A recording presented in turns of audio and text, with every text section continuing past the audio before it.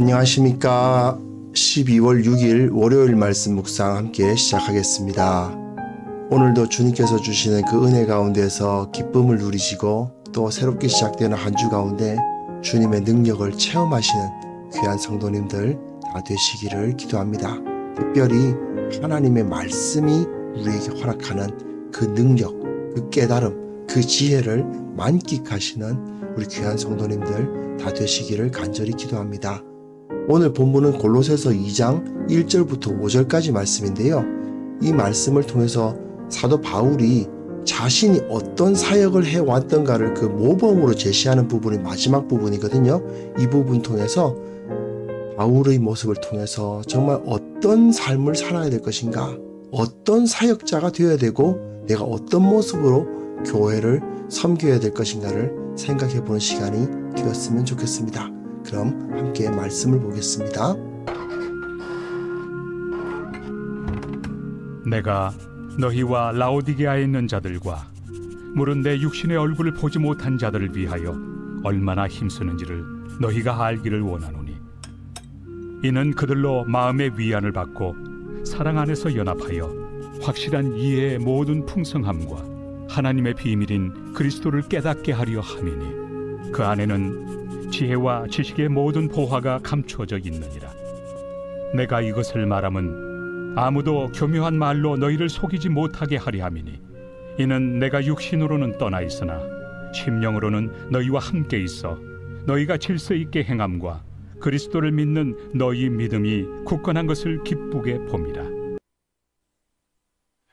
네, 이것은 이제 바울이 교리에 대해서 설명을 하면서 다른 거짓 교사들을 따르지 말고 나나 에바브라와 같은 바른 교사를 따라라 하는 이야기를 하려고 하다 보니까 내가 어떻게 사역하고 있다라는 이야기를 하는 부분, 그 부분의 이제 마지막 부분이죠. 그래서 이 교리를 나타내는 부분 중에서도 이제 모범을, 자신의 모범을 제시하는 부분, 2장 5절까지의 부분, 마지막 부분입니다.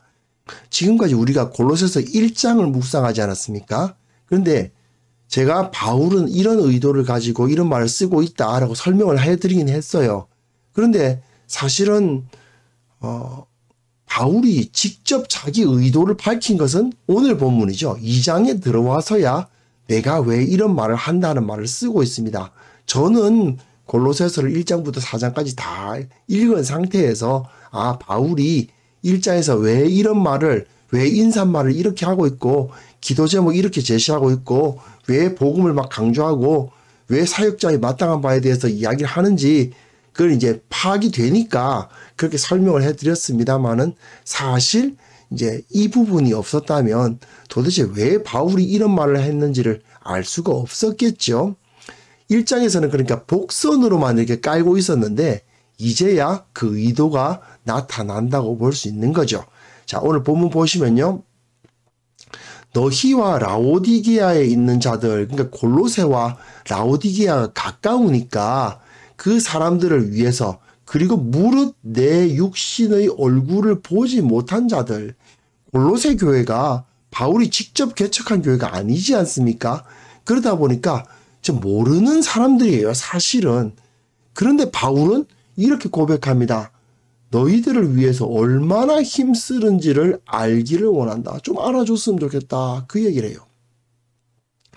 도대체 바울이 지금은 이 골로새서가 옥중서관입니다. 그러니까 로마에 연금되어 있는 상태라고요. 그런데 로마에서 갇혀 있는 상태에서 이 이방인들을 위해서, 자기가 얼굴을 보지도 못한 사람들을 위해서 얼마나 그렇게 힘쓰는지, 과연 무슨 일을 하길래 그렇게 힘쓴다고 그러는 것일까, 이런 생각이 들기도 하죠. 하지만 사실 바울이 이 로마에 연금된 상태에 있었음에도 불구하고 많은 사람들을 만나고 또 여러 편지들을 썼다는 것을 알 수 있습니다. 바울은 이 예수 그리스도에 의해서 이방인들에게도 하나님의 백성이 될 수 있는 길이 열렸다는 사실을, 그것을 천명하고 교회를 강화하고 그들이 온전히 하나 될 수 있도록 돕고 그걸 위해서 어떻게든 할 수 있는 일들을 다 한 사람이에요. 비록 갇혀 있었지만 최선을 다해서 그 일을 했던 것이죠. 특히 골로새 교회 같은 경우에는 대부분이 이방인들로 되어 있는 교회 아니었겠습니까?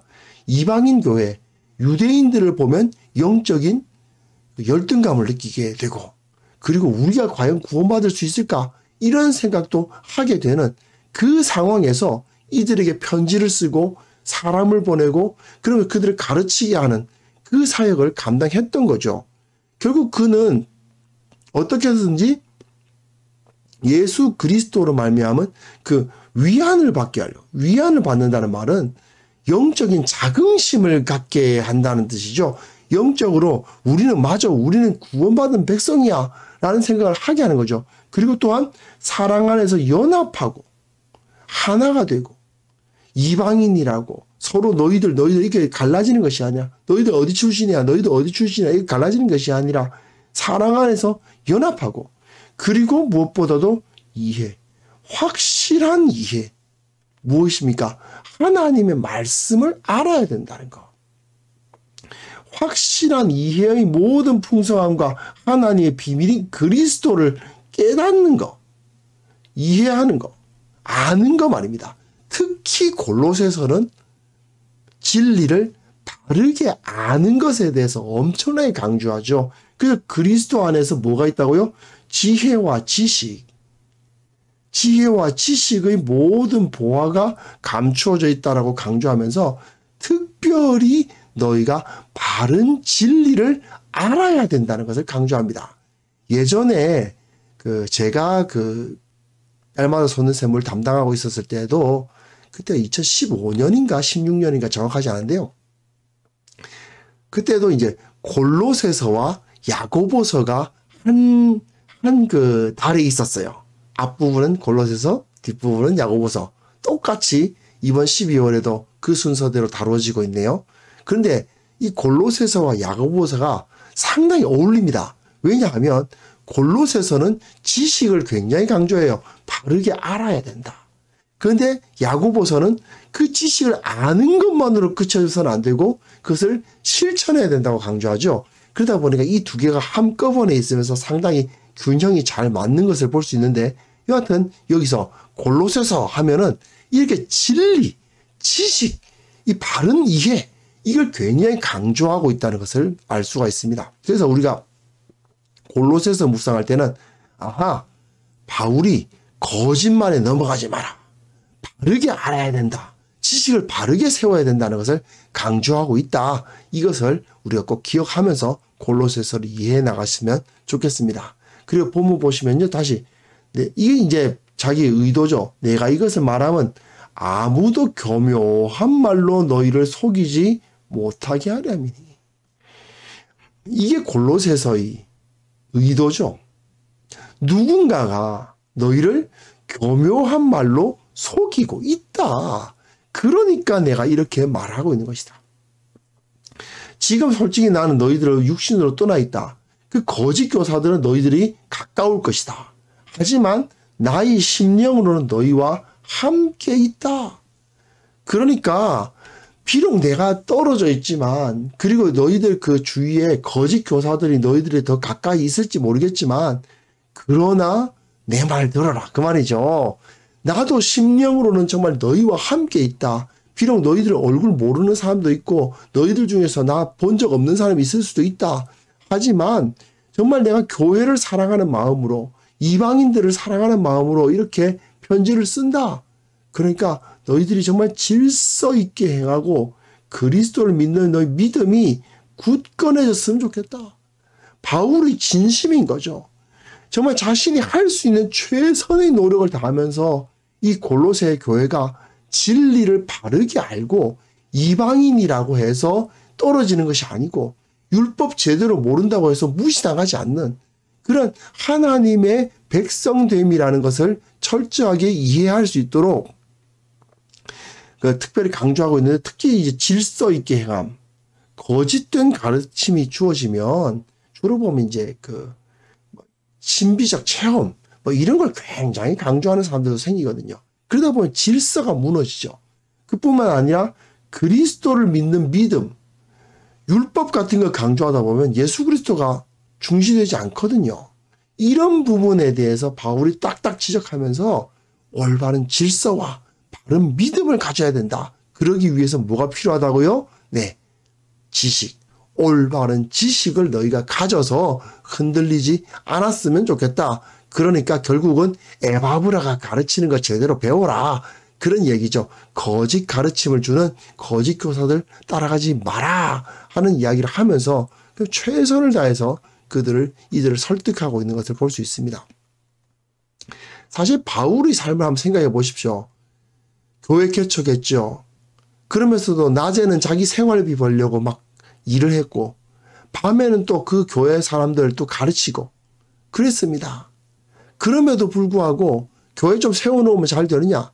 아니죠. 정말 바람 잘 날이 없습니다.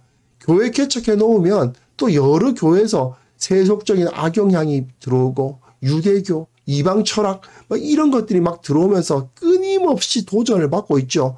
자기가 개척한 교회만 해도 여러 가지 일들이 생기고 자기가 개척한 교회로부터도 막 연락이 오면서 이럴 때는 어떻게 해야 돼요? 이럴 때 어떻게 해야 돼요? 물어보는 사람들도 많고 정말 힘들죠.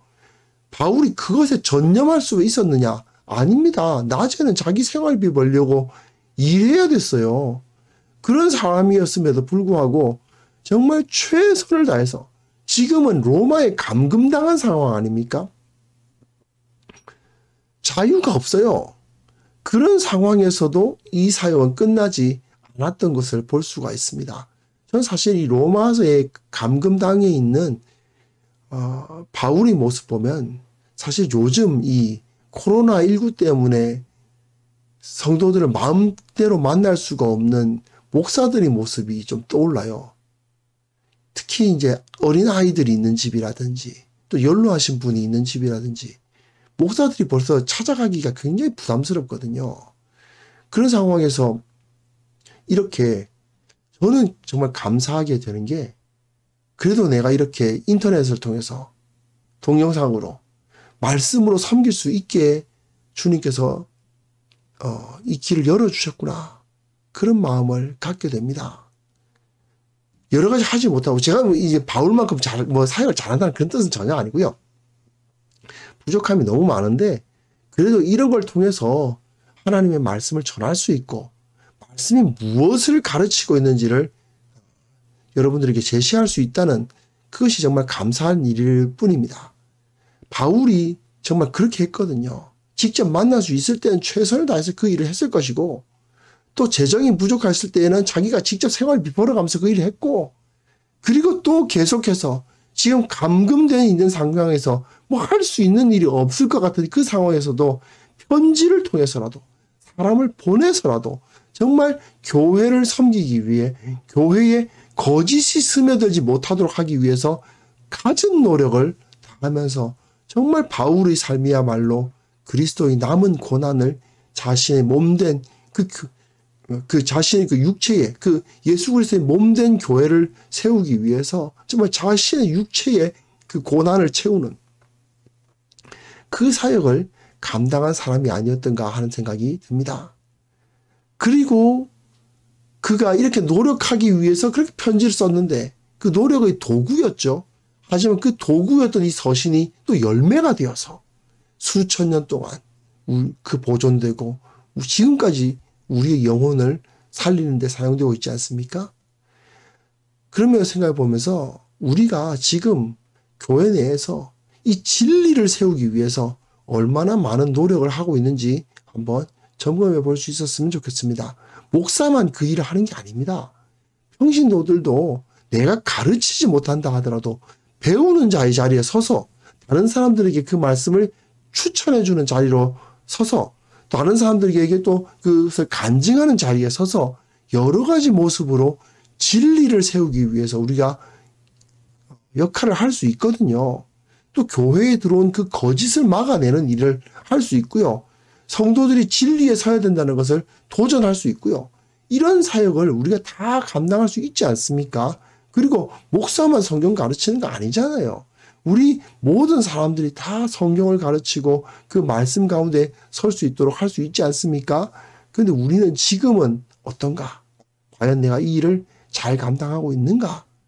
물론 이제 코로나19라든지 기타 여러 가지 문제들 때문에 할 수 없는 그런 일을 어렵게 만드는 요인들이 많이 있지만 그럼에도 불구하고 내가 할 수 있는 것들을 감당하고 있는가? 이런 것들을 한번 점검해 볼 수 있었으면 좋겠습니다. 그래서 오늘 기도하실 때에 내가 지금 어떤 삶의 현장에 있든지 간에 내가 지금 어떻게 바쁘고 어떤 어려움이 있든지 간에 오직 주님의 진리를 붙들고 진리를 세우는 삶을 살아가게 하옵소서. 그리고 또한 이 교회의 사역자들을 위해서 특별히 기도해 주셨으면 좋겠습니다. 사역자들이 오직 진리의 말씀을 전하기 위해서 최선의 노력을 다하는 자들이 되게 하옵소서. 함께 기도하겠습니다.